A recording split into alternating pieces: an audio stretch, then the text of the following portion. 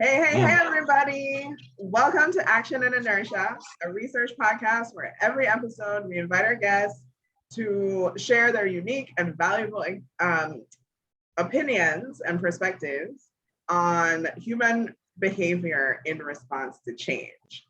So today we are super excited to have Drew with us. Drew, why don't you go ahead and introduce yourself for the audience? Let us know who you are, what you're passionate about, and where your subject matter expertise lie. Hello, my name is Drew. I am mostly known for photography, but I am a visual artist from South Jersey is where I'm from. I'm from Atlantic City. Currently reside in Philadelphia. And I guess my expertise would be photography. Cool. Welcome, Drew. I'm so excited and honored to be here, to have you here and to have this conversation. So just to reiterate, the goals of the podcast are twofold. First, to inspire at least one person to actively lean into change. And secondly, to gather information to create a database of human experience and opinions that folks can use as a toolkit as we're all experiencing change. So let's jump right in. So question number one is, Drew, in the face of change, right? What motivates a person to choose action or inertia? And inertia is like an indisposition to change, like staying in the same place unless acted upon by external force. I truly believe it's fear. Like the fear of change and not knowing what's coming next, and the fear of leaving your comfort zone will get people to hold in place, freeze up. But also fear of not moving can also propel you forward, of being scared of being in the same place and being scared of like not trying to change your life for better or for worse, depending on what it is you're leaping into. I think fear is a very powerful energy, I guess you could say. It could stop you in your tracks, or it could push you forward. And I truly just think it's the way people perceive fear. I love that, and I love that from your, the way that you kind of like lay that out is how it kind of lends itself to both in different ways. I love that. I don't know that I've really given too much thought to that. So I love that. That's thought provoking for me. So our second question is then, which one of these choices, right? So we know we choose action or inertia. So which one of these choices, in your experience or from your perspective, is most beneficial to holistic wellness when you're looking at your life as like a whole system?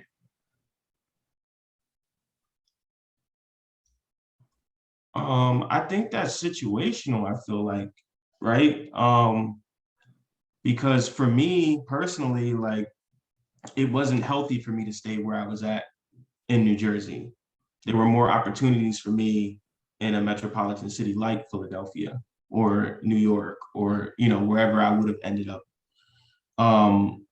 So for me personally, sitting in place wasn't helping me. But for other people, depending on the situation, sitting still could be beneficial. So I guess in the sense of maybe like to put them in perspective, if you're like a trust fund baby and you can't there's something stopping you from doing whatever it is that you want to do, whatever that motion is, and you lose out on everything that like you were going to gain. Like you just get exiled from your family. Now, mind you, like that's not the worst thing in the world. I don't want to make it about money because money comes and goes at the end of the day. But for someone who, that's a lot to lose. You know what I mean? Like the risk is greater depending on the situation. And for me, where I was in Jersey compared to where I am now, taking that risk and making that change was going to help me no matter what I did.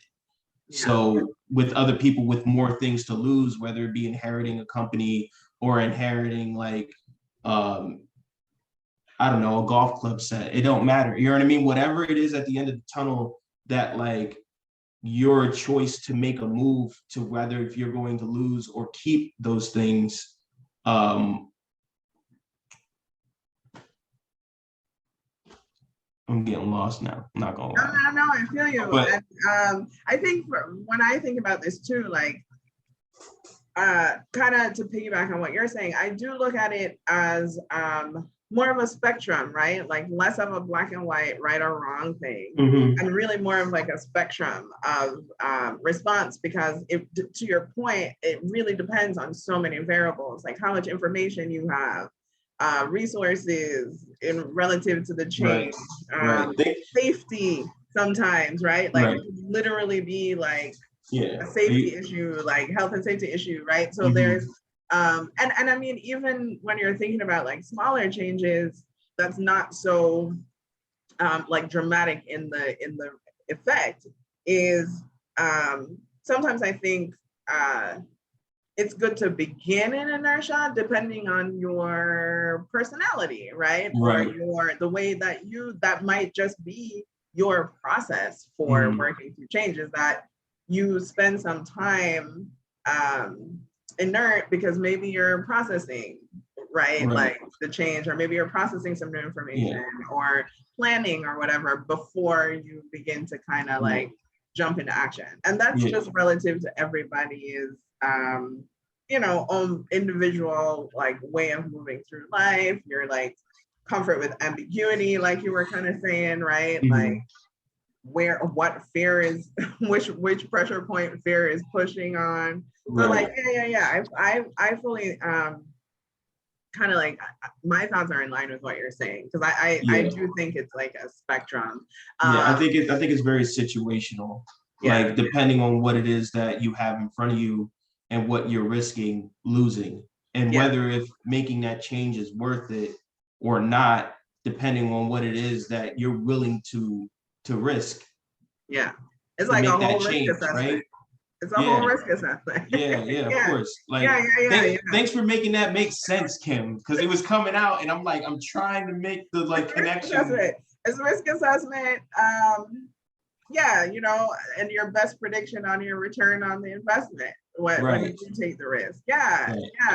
Totally. I get that. I feel that. And in many ways, you know, that's my experience in a lot of changes. Or even my advice sometimes, if somebody's asking like, yo, what should I, what do you think I should do? It's like, sometimes you do need to kind of take a breath, take a pause, you know, and sometimes, like we said, it's bigger than that. And it's like your safety or your livelihood or whatever, and you need to jump, right? And then hopefully fear is doing that action thing for you.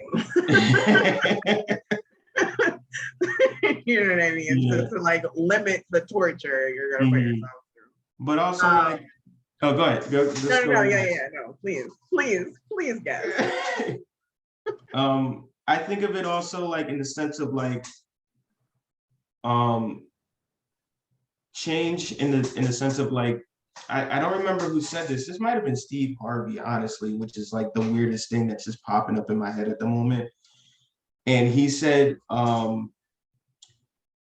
if you captured a flea in a jar and you put a lid on it, and that flea has babies in the jar, the baby fleas will only see that the parent can only jump up to the lid of the jar. So the baby fleas will never know their full potential if they remain in the jar. You get what I'm saying? Like, Steve Harvey be having gems, bro. I'm not gonna lie, like. Yeah, no, like, I get that. I get that. It's perspective. It's like a metaphor for perspective, right? Right. I get what you're saying. Yeah. So it's kind of like the same thing. You know, and I love that. And that connects so much with my motivation for creating this community and having these conversations, which is ultimately to create a space that I hope empowers people to expand and shift that perspective that they have about their particular way that they move through change. Because like I said, I don't think it's right or wrong, but I think we could all benefit from broadening our perspective, right? Because I think a lot of even, you know, I always say, like, I also hope that since all of us are having this same human experience, and it's so rooted in fear, as you so pointedly pointed out initially in the first question, you know, I kind of think that sometimes the way through fear can be that you find yourself in a community or an energy that then is bigger than that fear, right? So that can help to like propel you, because fear is real, yo. Like, I think, you know, we're very like blase blah, like, oh, fear, whatever. Like, people are supposed to be courageous, and like it is like a powerful energy, like, you know what I mean? And it's not above or beneath anybody. Like, we're all sharing that. Right, like fear, like no matter like how well calculated of a person you are, if you're afraid to make that move, even if all the math checks out, like fear will stop you from making that move. Yeah. And for me, I know that I have that experience, that when I can find community around something that I'm afraid of, that even if I don't yet arrive at voicing the fear or you know, releasing it in that way, that just being a part of a space where like maybe I can hear the conversation or be witness to it or be a part of it begins to help me kind of like cage that a little bit more, you know, than when it's just existing like in my mind by myself, which I think you'll is psych yourself out. Yeah. You know, it's like crazy. So that leads us right into our third question, pretty beautifully. So, you know, thinking of it in terms of like, yes, we are depending, it's situational and we're kind of like on the spectrum. I do think that we each kind of begin to develop a brand, if you will, a personal brand or a personal, brand that lends itself more to one or the other, right? Like you get to adulthood and you kind of realize, I'm more of like an action person, or more of like a rock in a hard place person, or more of like a let me wait at first, and you know. So I think we all kind of begin to create like a brand in that way of how we respond to change. And so the last question is, what traits from your perspective exist in people who consistently choose action?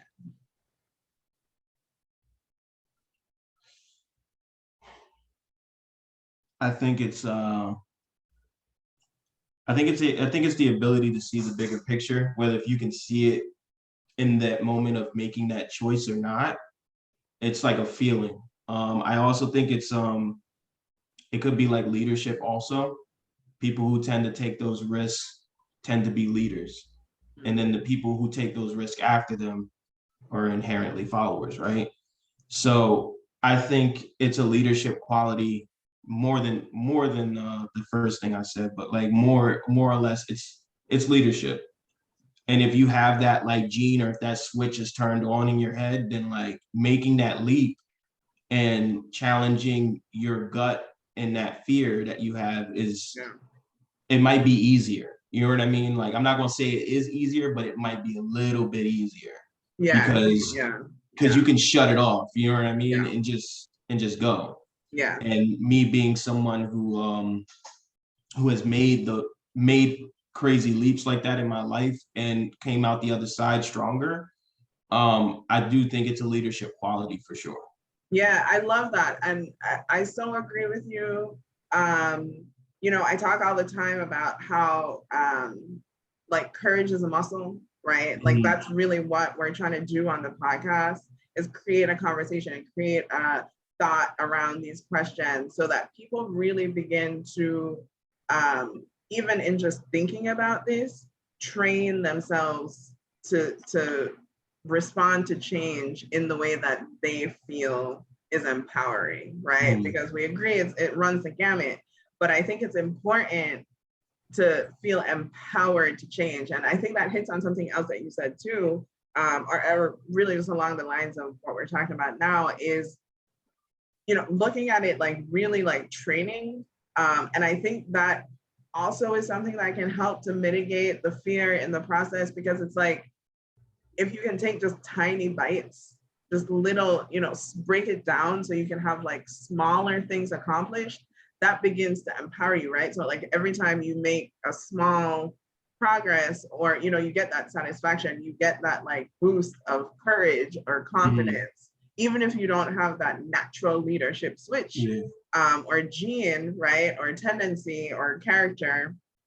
I think you can build that by making it like bite-sized versions of the bigger thing, because I think the more you kind of win with the little things, is then like you're progressing towards the bigger thing. But also I think you begin to change your thinking around like how empowered you are to succeed, to like take action, to because you're kind of like evidencing that for yourself. Dope. So that's our 3 questions. Did you have anything else you want to add? I think well, when you said empowering, it made me think that like a lot of people sit around waiting to be empowered instead of empowering themselves to make the move. And I think realizing that you don't have to sit around and wait for someone to like grab your hand and say, come on, let's go. Get used to just getting up and doing it. Nobody is going to tell you when to move. You should know when to do it. You know what I mean? Like you should just follow your gut.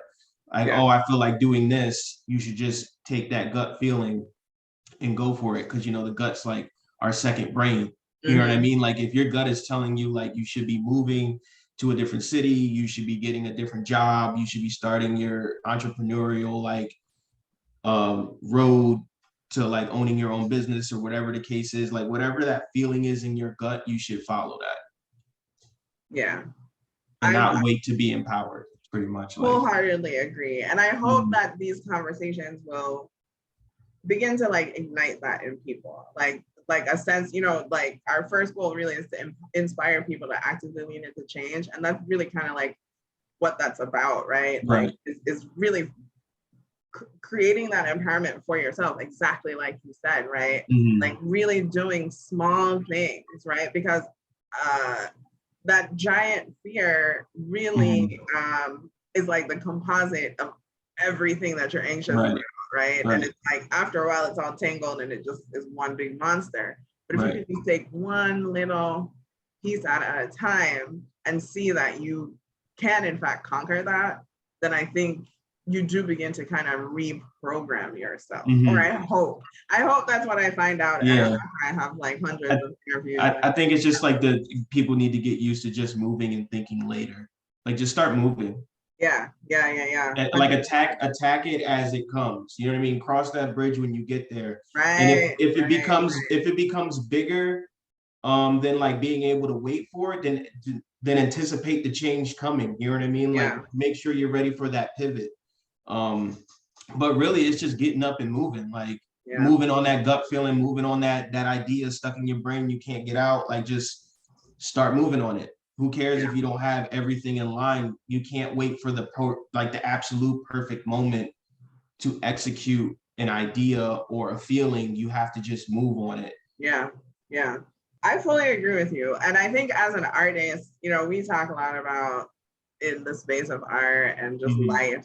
But I think I feel that most from my perspective, from the part of me that's an artist, because I feel like when I'm inspired to create something, that like once I have that message, I'm like obligated to execute on that, right? Like, and to your point, like not like later, like I feel like I've been like gifted, like it's really like a tremendous honor to like have this idea, or like I don't know, receive these lyrics to write this song or whatever, and I really feel like obligated to use the rest of myself, my talents, to like create that in the best way that I can and release it into the world. Like that's really kind of like my artist perspective, and what motivates me in like every creative endeavor, right? That like I engage in, even with this podcast. Like I mean, we talked about that. I'm like, John, I don't know how to distribute this. I'm just start interviewing people. Yeah, just get going. Figure it out. I say Yeah. build the plane while you're flying it, whatever, Yeah. you know. Yep.